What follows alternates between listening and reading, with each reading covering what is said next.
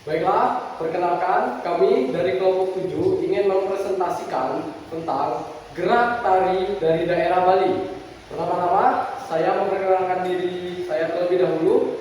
Nama saya Francisco Marcelino dari kelas 10-1. Ismi Rafa Kenzi Kaniza.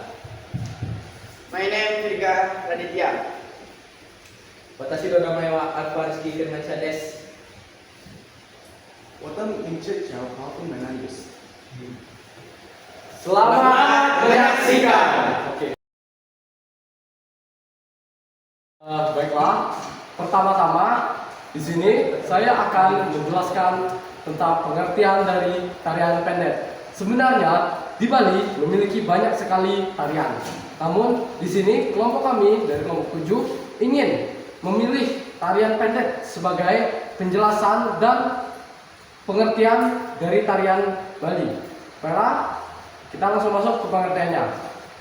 Pada awalnya, tari pendek digunakan sebagai pemujaan di pura di tempat ibadah agama Hindu di Bali.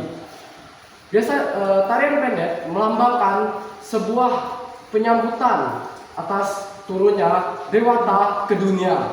Namun, perkembangan zaman akhirnya tarian pendek diubah oleh masyarakat Bali sebagai penyambutan dan penghibur bagi tamu-tamu yang datang ke Bali. Namun, tarian pendek masih memiliki unsur-unsur sakral. Jadi, tarian ini resmi dibuat dari Bali. Sekian dari pengertian. Baiklah, kita akan memasuki ke sejarah tarian pendek. Jadi, sejarah tarian pendek dimulai pada tahun 1950.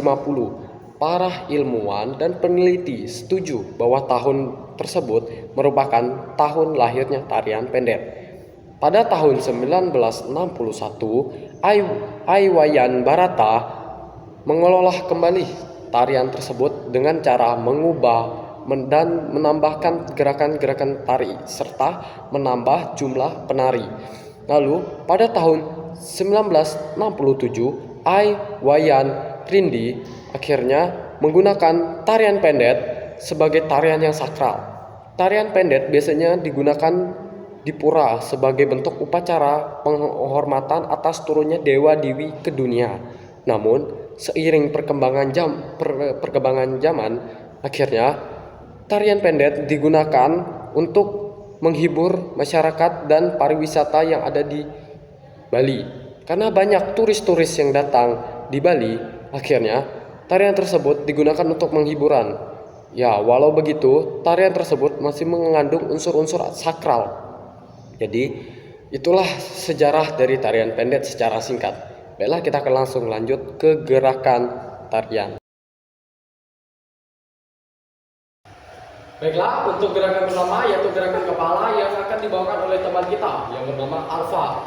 Jadi, gerakan yang pertama bernama Ulu Wangsul. Ulu Wangsul adalah gerakan di mana kepala membentuk angka 8 yang melambangkan rasa keraguan atau ketidakpastian. Gerakannya kurang lebih seperti ini. 1, 2, 3, 4, 5, 6, 7, 8. Baiklah, kita akan masuk ke gerakan kedua. Gerakan kedua bernama ngeliar atau ngiler. Ngelier atau ngiler adalah gerakan di mana bola mata memutar ke kiri atau ke kanan yang melambangkan rasa penasaran atau mencari sesuatu. Gerakannya kurang lebih seperti ini. 1, 2, 3, 4, 5, 6, 7, 8. Baiklah, kita akan masuk ke gerakan yang ketiga. Gerakan ketiga bernama nyengut. Nyegut adalah gerakan di mana leher ditarik ke belakang, mata menghadap ke bawah, dahi sedikit dikerut, dan kemudian mengangguk dengan sedikit kekuatan yang biasanya melambangkan rasa sedih dan kecewa. Gerakannya kurang lebih seperti ini. 1, 2, 3, 4, 5, 6, 7, 8. Baiklah, untuk gerakan yang keempat bernama ngucek. Ngucak adalah gerakan mata melihat ke kiri dan ke kanan yang biasanya melambangkan rasa bingung atau cemas. Gerakannya kurang lebih seperti ini. 1, 2, 3, 4, 5, 6, 7, 8. Baiklah, untuk gerakan kelima bernama gilek. Gilek adalah gerakan di mana kepala membentuk lengkungan, mau itu ke bawah, ke kiri, dan ke kanan, yang biasanya melambangkan kecerdikan para penari. Gerakannya kurang lebih seperti ini. 1, 2, 3, 4, 5, 6, 7, 8. Baiklah, untuk gerakan yang keenam bernama ngeledek atau ngeledek. Ngeledek adalah gerakan mata yang cepat dan suka menghadap ke kiri dan ke kanan. Biasanya melambangkan keanggunan ataupun keajaiban para penari. Gerakannya kurang lebih seperti ini. 1, 2, 3, 4, 5, 6, 7, 8. Baiklah, untuk gerakan yang ketujuh bernama ngelumpuk.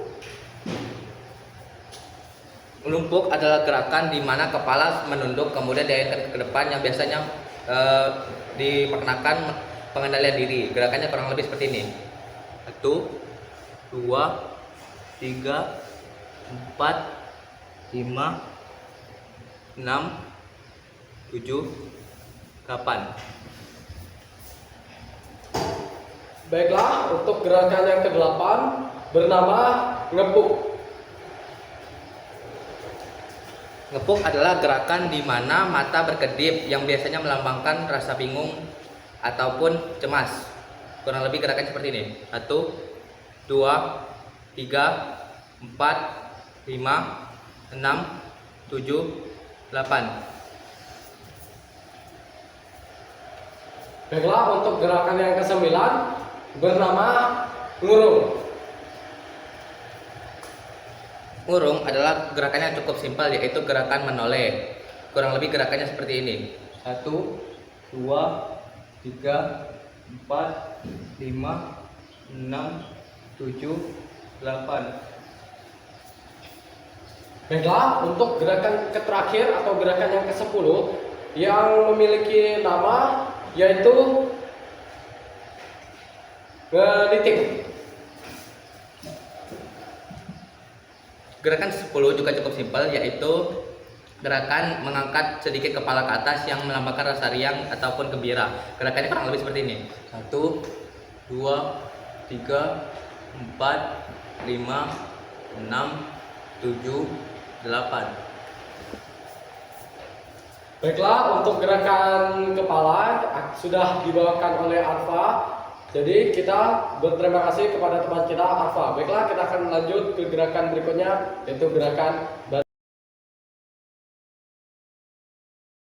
Baiklah, saya di sini akan melanjutkan dari penjelasan tadi. Baiklah, kita masuk ke gerakan kedua, yaitu gerakan badan, yaitu dibawakan oleh teman kita yang bernama Firgan Raditya.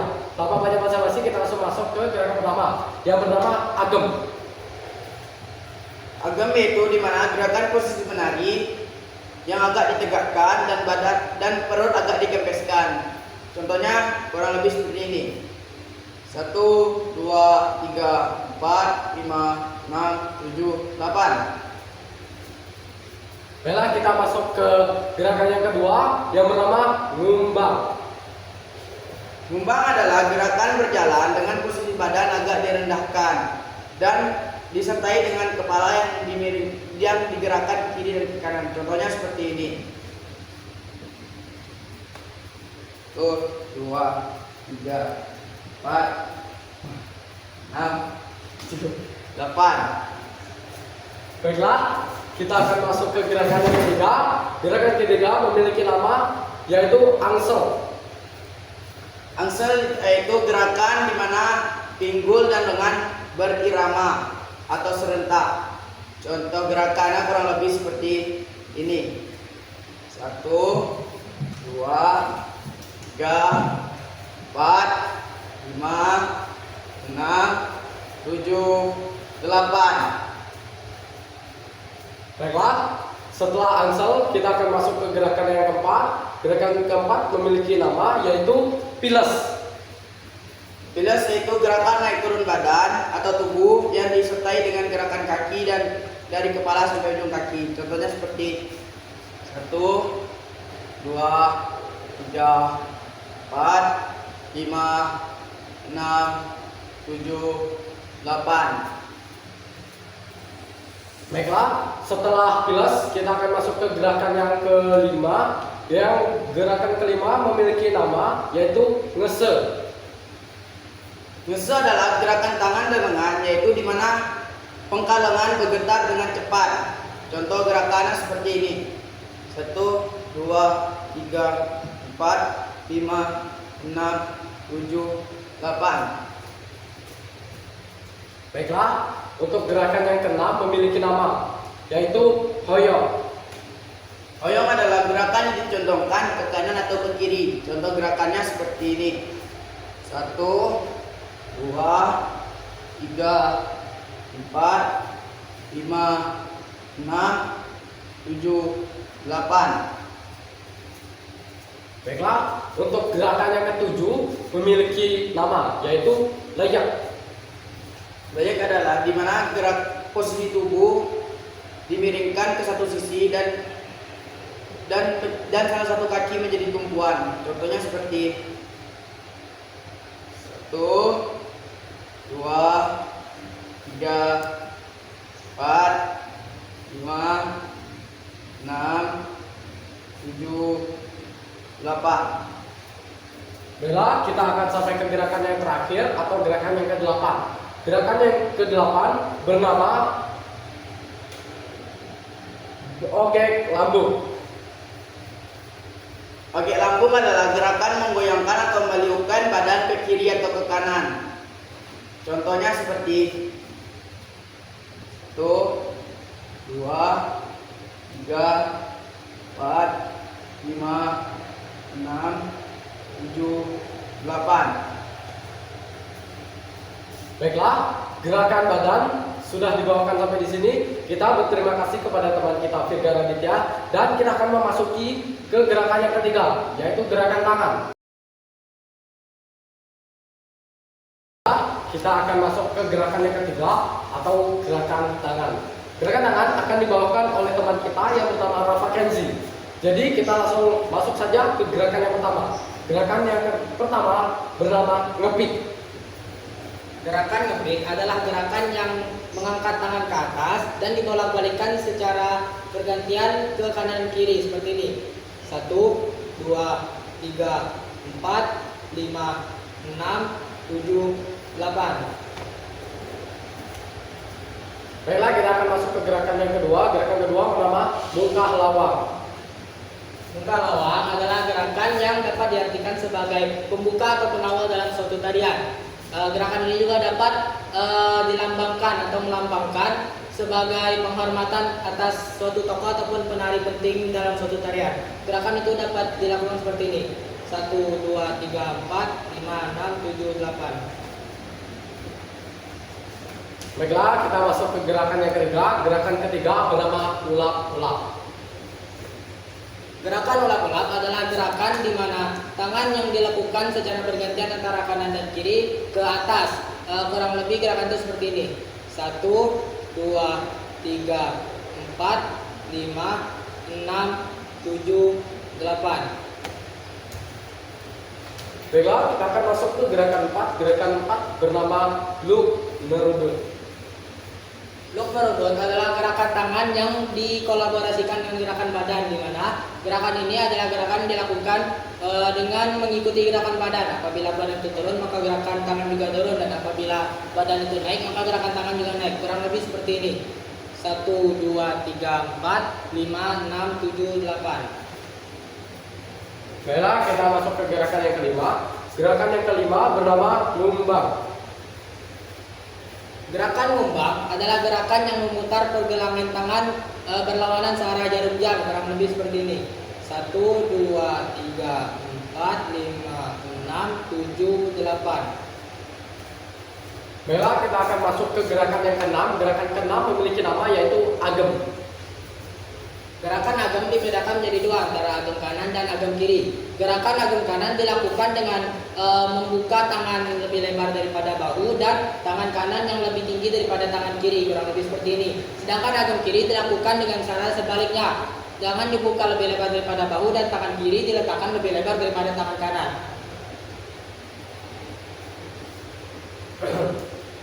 Baiklah, kita akan masuk ke gerakan yang ketujuh. Jadi gerakan yang ketujuh ini bernama angsel. Angsel sendiri adalah gerakan tangan di mana dapat diartikan juga sebagai gerakan peralihan antara gerakan satu dan gerakan lain. Gerakan tangan ini dapat dilakukan dengan cara memutarkan kedua tangan secara berlawanan arah. Kurang lebih gerakan itu seperti ini. 1, 2, 3, 4, 5, 6, 7, 8. Baiklah, kita akan masuk ke gerakan yang ke-8. Gerakan yang ke-8 bernama jejiring. Gerakan jeriring adalah gerakan yang dilakukan dengan cara menggetarkan kedua tangan ke arah kanan dan ke kiri secara cepat. Kurang lebih gerakan itu seperti ini. 1, 2, 3, 4, 5, 6, 7, 8. Baiklah, untuk gerakan yang ke-9 yang memiliki nama yaitu ngeliat. Ngilat. Gerakan ngilat adalah gerakan tangan yang direntangkan. Kurang lebih gerakan tangan itu dilakukan seperti ini. 1, 2, 3, 4, 5, 6, 7, 8. Baiklah, kita akan masuk ke gerakan yang terakhir atau gerakan yang ke-10 yang bernama gerakan kecak. Gerakan tangan dalam tari kecak ini dapat juga digambarkan sebagai seruan tentara kera dalam pasukan Rahwana untuk melawan pasukan Ramayana. Nah, gerakan ini juga dibagi menjadi dua, yaitu tarian kecak atas maupun tarian kecak bawah. Nah, tarian kecak atas itu dilakukan seperti ini. 1, 2, 3, 4, 5, 6, 7, 8. Sedangkan yang bawah juga dapat dilakukan seperti yang di atas, hanya saja dilakukan di arah bawah. Ini 1, 2, 3, 4, 5, 6, 7, 8. Baiklah, sudah dibawakan sampai di sini saja. Kita berterima kasih kepada teman kita yang bernama Nama Kenzi, dan terakhirnya kita akan memasuki ke gerakan yang terakhir, yaitu gerakan kaki. Baiklah, kita sampailah ke gerakan yang terakhir, yaitu gerakan kaki. Gerakan kaki akan dibawakan oleh teman kita yang bernama Calvin Banandus. Jadi untuk gerakan yang pertama bernama kaki tapak sirang. Gerakan kaki tapak sirang merupakan gerakan posisi dasar dari tarian Bali. Kita bisa ambil dari pertama, badan tegak. Oke. Kemudian posisi tumit saling bertemu. Tumit kaki kanan dan kaki kiri saling bertemu. Setelah itu posisi telapak kaki dibuka 45 derajat ke arah kanan untuk telapak kaki kanan, dan telapak kaki kiri 45 derajat ke arah kiri. Oke. Kemudian jari-jari kaki melakukan posisi nyeleng genting atau diangkat seperti ini. Oke. Karena aku khusus menyampaikan posisi kaki, maka posisi tangan akan netral atau di pinggang. Dan inilah posisi kaki tapak sirang, yang dimana mencerminkan kewaspadaan dan kesiapan dalam tarian. 1, 2, 3, 4, 5, 6, 7, 8. Baiklah, untuk gerakan kedua memiliki nama yaitu tapak sirang pada. Gerakan kaki tapak sirang pada merupakan variasi dari gerakan sebelumnya, yaitu gerak kaki tapak sirang, di mana mirip, yang komposisinya mirip dengan sebelumnya. Badan tegak, kemudian posisi kaki masih 45 derajat dan nama posisinya penting. Namun di sini tumitnya tidak saling bertemu, melainkan dibuka selebar 1,5 telapak kaki atau kurang lebih selebar bahu. Oke, seperti ini. Posisi kaki masih nyala penting. Oke. Kemudian posisi ini mencerminkan kesiapan keluasan dan adaptabilitas. 1, 2, 3, 4, 5, 6, 7, 8. Baiklah, untuk gerakan ketiga memiliki nama yaitu ngaet atau AS. Gerakan AET atau MES merupakan gerakan yang posisi dasarnya diambil dari gerakan kaki tapak silang pada, di mana seperti yang kita tahu kaki dibuka selebar bahu atau satu setengah telapak kaki dengan komposisi komponen yang masih sama. Jari kaki nyala genting, telapak kaki dibuka 45 derajat, kemudian badan tegak. Kemudian ini khusus untuk laki-laki, badannya tegak. Oke. Setelah itu posisi lutut ditekukan 45 derajat sampai 90 derajat. Bisa mulai dari seperti ini hingga ke 90 derajat seperti ini. Oke.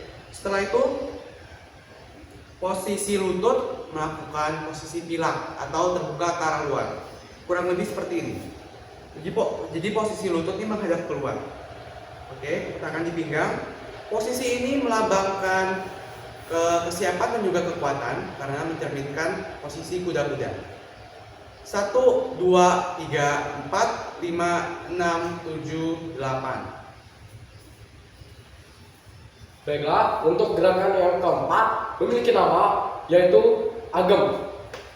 Gerakan agem merupakan gerakan dasar dari kali, yang mana bisa kita sering lihat ada beberapa tariannya.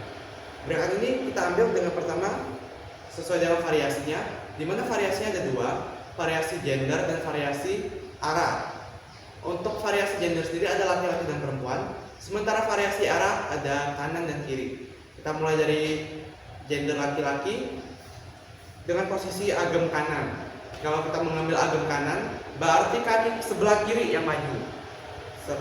Kaki kiri maju, kemudian dilakukan posisi nanjak atau berjinjit. Tangan di pinggang. Ini posisi agem kanan bagi laki-laki. 1, 2, 3, 4, 5, 6, 7, 8. Kemudian agem kiri, kaki sebelah kanan akan maju. 1, 2, 3, 4, 5, 6, 7, 8. Itu tadi untuk variasi gerakan posisi laki-laki. Berikutnya adalah posisi untuk perempuan. Kita ambil agem sebelah kanan, berarti kaki sebelah kiri maju. Setelah itu posisi lutut ditekukan. Oke, ditekukan. Setelah ditekukan, maka badan akan dicondongkan ke arah belakang, ke arah sebelah sini, sesuai dengan arah kaki. Oke, dicondongkan seperti ini. Ini merupakan gerakan agem bagi perempuan. Ini adalah agem kanan. 1, 2, 3, 4, 5, 6, 7, 8. Kemudian agem kiri, kita mulai dari kaki kanan maju, posisi nanjak. Kemudian lutut ditekukan, dan badan dicondongkan ke arah depan, sebelah sini, sesuai dengan arah kaki yang miring. Baik, ini adalah posisi agem kiri bagi perempuan. 1, 2, 3, 4, 5, 6, 7, 8. Nah, di posisi agem ini memberikan ruang bagi gerak-gerak tubuh lainnya untuk berekspresi. Baiklah, kita akan masuk ke gerakan yang kelima. Gerakan yang kelima memiliki nama yaitu malpal. Gerakan malpal berbeda dengan gerakan-gerakan sebelumnya, merupakan gerakan transisi, di mana posisi yang kita ketahui itu posisi transisi dari posisi AS atau ngaet ke posisi agem. Oke, kita mulai dari posisi AS. Seperti kita tahu, badan di lutut ditekukan, kemudian jari-jari kaki nyala genting, badan tegak. Oke, lutut membentuk pilak, posisi pilak. Oke. Setelah ini kita akan memajukan kaki, di mana gerakan transisinya itu ialah gerakan transisi kaki yang maju secara bergantian dan cepat sesuai irama gamelan. Di mana untuk arah kaki yang maju duluan itu sesuai dengan agemnya. Kalau kita ingin agem kanan, maka kaki sebelah kanan akan maju terlebih dahulu. Seperti ini.